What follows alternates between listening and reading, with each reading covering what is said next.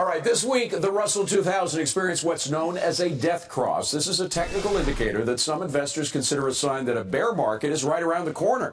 But our next guest is not among those investors. Ryan Dietrich, See It market strategist, says the so-called death cross isn't always a bearish indicator. Well, Ryan, a lot of investors are afraid of it. Is it just a rumor, an old wives' tale, or what?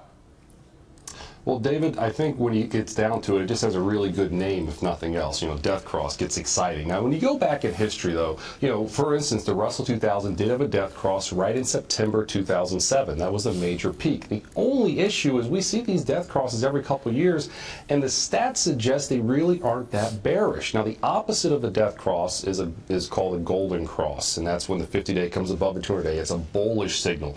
What happens, what's interesting, after about a month, you do see underperformance after a death cross. But once you get out to 3 and 6 months, where this is considered a bigger term change in trend signal, it's actually outperformance after a death cross versus the bullish golden cross. So, you know, yes, there could be a big sell-off after this. I'm not saying there can't be, but history says don't panic on the death cross. Well, the Russell 2000, we should mention, was up a little bit today. Not significantly, not nearly enough to wipe out its losses. But the last time we saw this, correct me if I'm wrong, was July 2012 when we saw this death cross, and it did not lead to a sell-off of the Russell 2000 afterwards, right?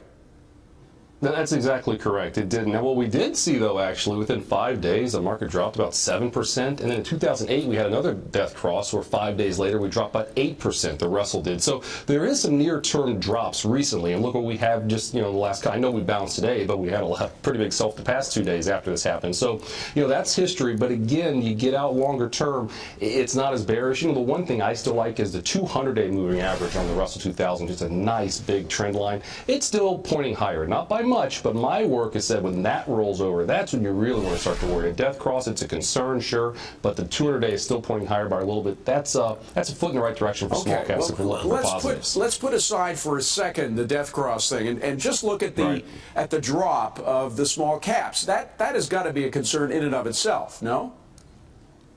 You know, it is. I mean, now, again, we've been talking about small cap weakness since March for almost 6 months now, and we have been hanging tough. Now, again, what's everyone saying? The guests before me, everyone's saying breadth is weak, and mainly because these small caps are weak. U.S. dollar's been so strong, a lot of these commodities have been weak also. You know, so it's a concern, yes, but again, I wouldn't go out and sell everything, because again, what have we seen? Little bitty pullbacks like we've had the last couple of days. Everyone gets all panicked and worried, whether it be the death cross, whether it be what's happening in Europe, whether it be the economy, inflation. Let me just ask, pick a reason. We go higher. Why is it, do you think, that small caps have been going down so much more significantly than the large caps?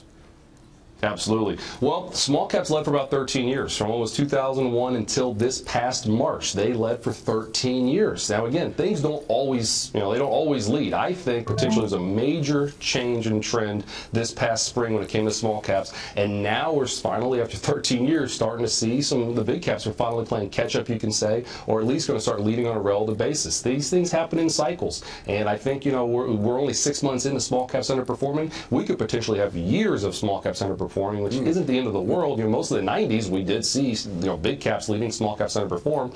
Most people have positive memories of the 90s. Well, the 90s were good, but let's hope for the small caps' sake that they don't suffer over the months and years to come. Ryan Dietrich, thank you, sir. Appreciate the explanation. Thank Good you. stuff.